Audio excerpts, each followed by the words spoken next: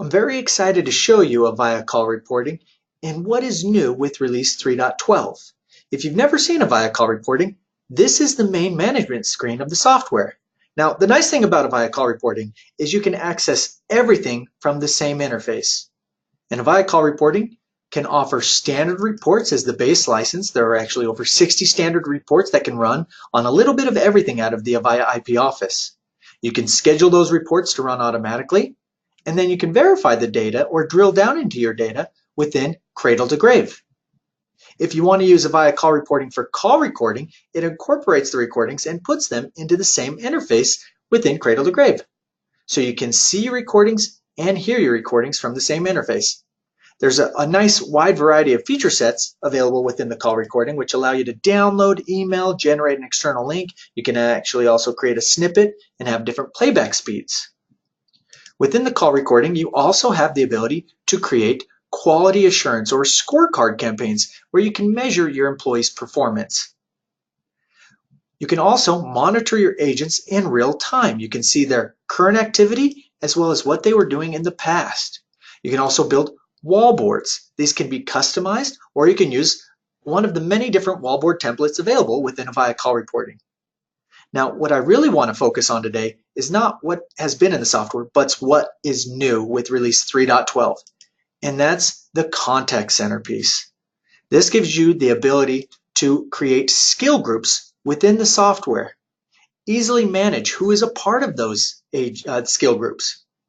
What features, what displays do you want for the agents?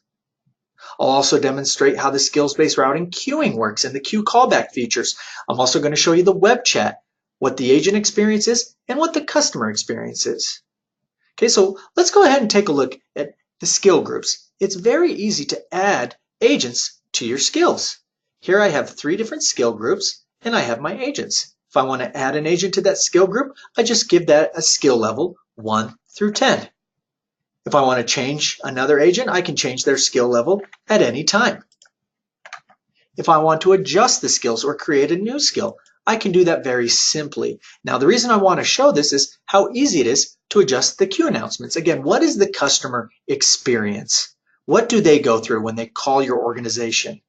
Well, they're going to come in and you can determine what announcements they hear. Now, if you have an agent available, which is obviously what everyone wants, it's going to go right to that agent. But if you don't have an agent available, what do you want them to have? What options do you want to present them? And you can use some predefined messages such as estimated wait time, tell them their position in queue.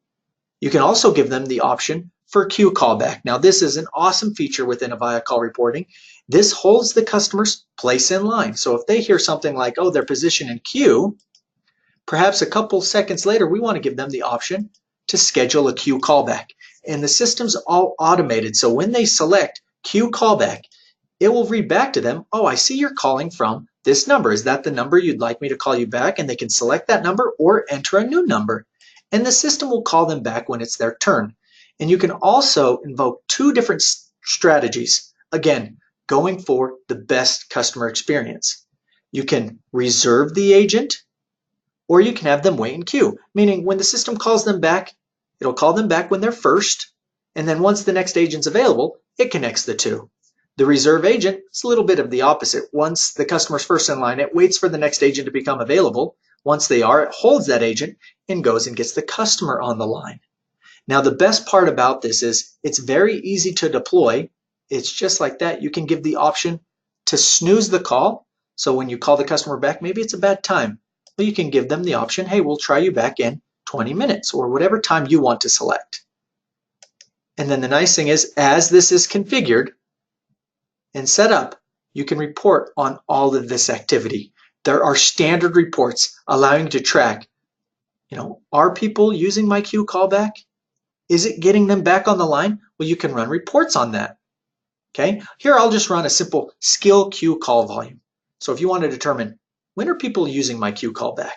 When are we calling them back? Are we getting to them in a timely manner? It's very easy to run a report. You just select your date and time range. How do you want to see this report? By hours out of the day, days of the week, weeks of the year, what skill group you want to see, and then you can run the report in a PDF, Excel spreadsheet, HTML, or CSV format. We'll go ahead and run this report in PDF. And here I have my skill call volume, so I can see how well is my skill group performing.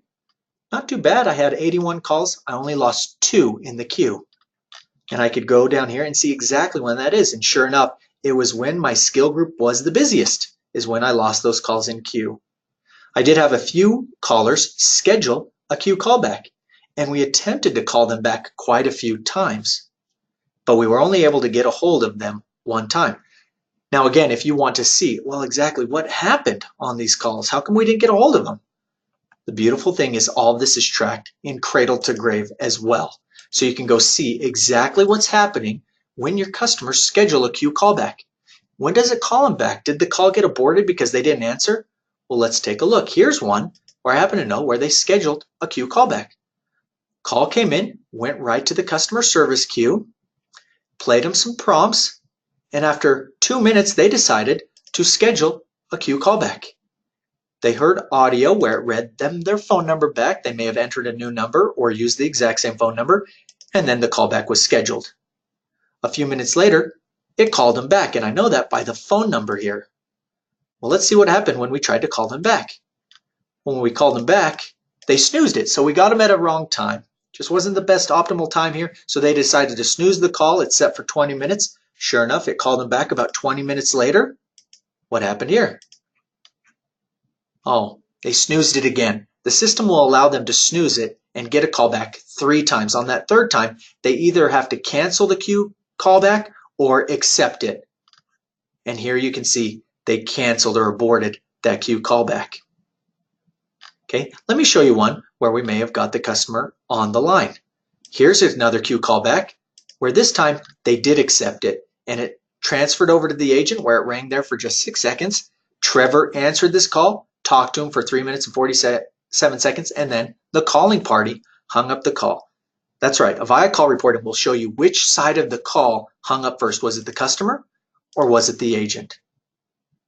And you have this cradle to grave detail, not just on your queued callback, but all calls, all queued calls. You're going to see transfer events, hold events, a lot of great detail. So you can really see what's happening with your customers when they enter the system.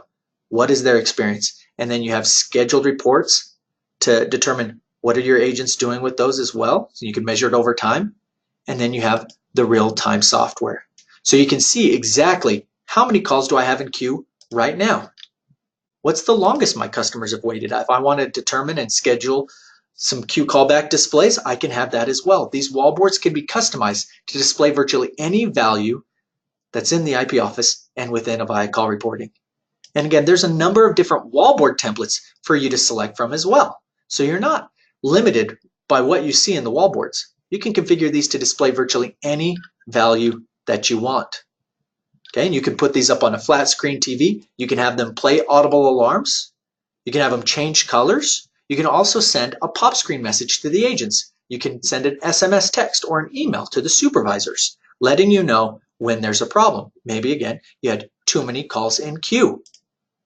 Maybe no agents available for a certain amount of time. Now these wallboards are great, but what about the agents? The agents have their own desktop tool that they can use. Now within Avaya call reporting, administrators configure what they want the agents to see. What values do they want them to see? Do they want to see when there's calls in queue? Do they want to see when there's scheduled queue callbacks? Do we want to give them the ability to enter reason codes when they go on break or do not disturb? That's what Avaya call reporting allows for you, the supervisors, to configure for their agents. But let's go ahead and show you what the agent experience is. I'm going to switch my screens here and go over to my agent monitor. Here you'll see I have all my desktop icons. I can access any program that I need to, but I have this nice personalized display. And I can move that around wherever's convenient for me as an agent. And that's going to rotate between the different values that the supervisor has set up for me. If I want, I can also right-click on the Avaya logo and change how it's displayed. Perhaps I want to change this from a single rotating view, what it's doing now, to a floating view, or my personal favorite, a docked view, where it docks to my screen. Okay, so now I see all of my different values. We'll go ahead and set that back to a single rotating value. Then we'll put it in the top right-hand corner. Okay, now as an agent, if I were to receive a call, I'm going to receive a notification.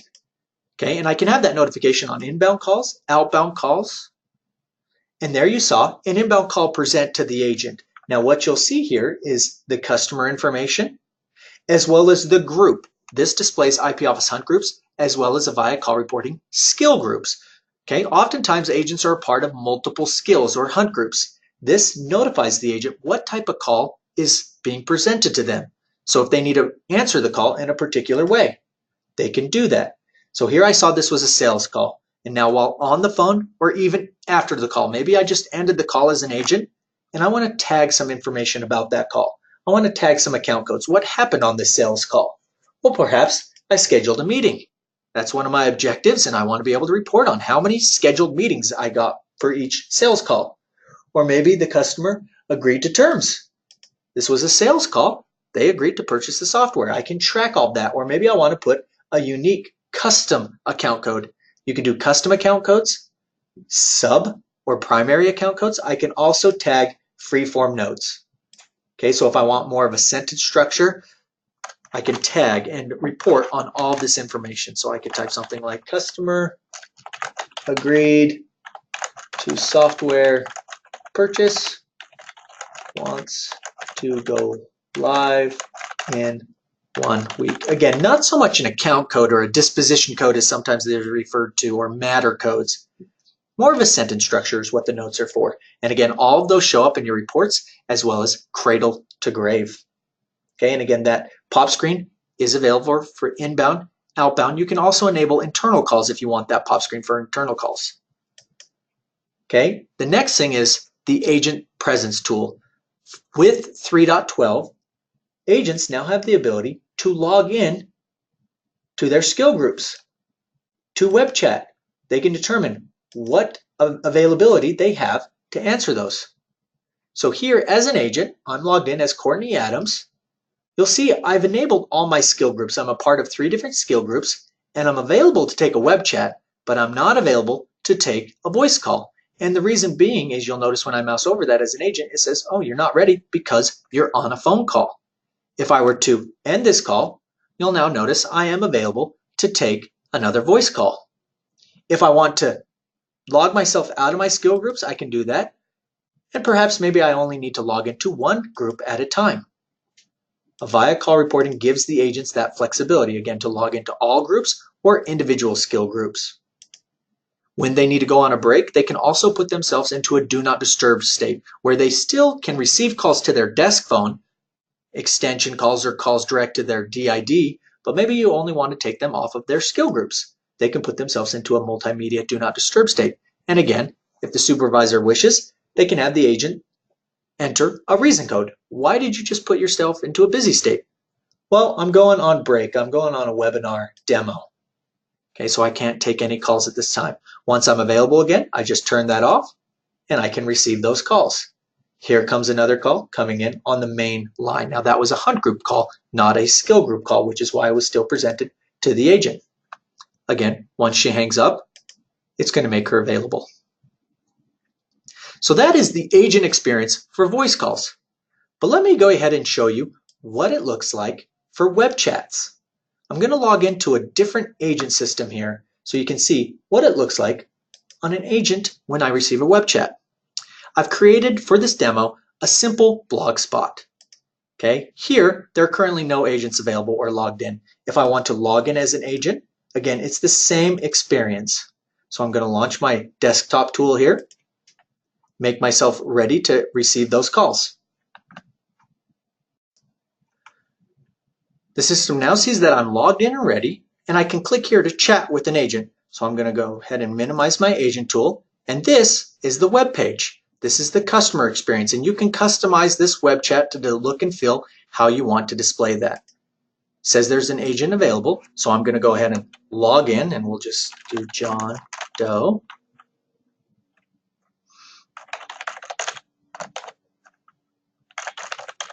Put in an email address, confirm I'm not a robot, and submit. And it says you're in the queue. It saw that I'm logged in, so as an agent on the right-hand side, it wants me to accept this. This is like ring time, so you can report how long it takes your agent to answer that call. If I'm ready to take that chat, I shouldn't say call, that chat, I accept that chat, and it pops up, and it's going to give me the chat options. Now you'll notice there, it automatically auto-responded to the customer. You can configure the system to send an auto response once the agent answers or accepts the chat. In this case, it says, "Hello, John Doe. My name is John Florence. What can I help you with today?" And again, that is a customizable chat message. And then as the customer, I can type in whatever I need help with. I need help with my software solution. Can you help me? Okay, and you'll see here that's going to present to the agent over here. As the agent, I can type again, and you can see when there's typing both on the customer experience as well as the agent experience. Great question. You can see that agent typing. Which solution? Maybe I need a little more information. I can type canned messages here, and I want to put, AVAYA call reporting. And that comes back here. As an agent, if I'm equipped to help this, I can continue this web chat, but perhaps this came into the wrong skill group. Maybe they didn't go to the support web page and they're just on a simple blog spot like here. Oh, that's not the right one. I need to transfer you. I can transfer them over to a different agent or to a different skill group. I can also request screenshots, or I can send a predefined message. So maybe I want to send a predefined message, and I have one for support here. So rather than constantly typing out the same things, I'm going to say, "Oh, looks like you need our support team." And I'm going to send that over to them. And then I'm going to go ahead and transfer this agent to a different skill group. And I'm going to select support. Okay, and that has now been transferred and sent over to the different skill group. And once it gets accepted here, depending on that skill group's parameters, it could send a new auto response. Now, here's the exciting thing I'm happy to share with you about the web chat portion. You have cradle to grave reporting on the web chat as well.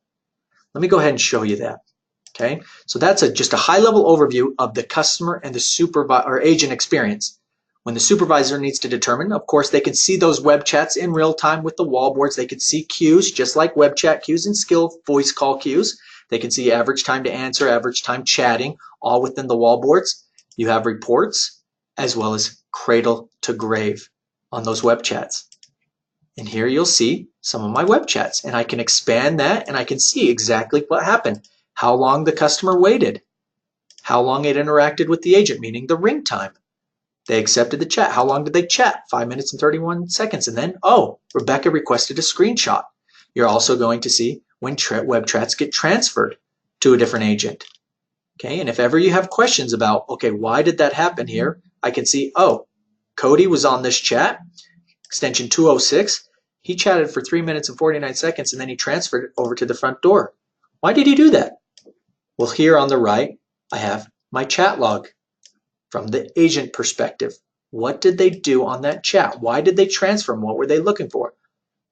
Oh, looks like you were for support, and then they got that auto response for support.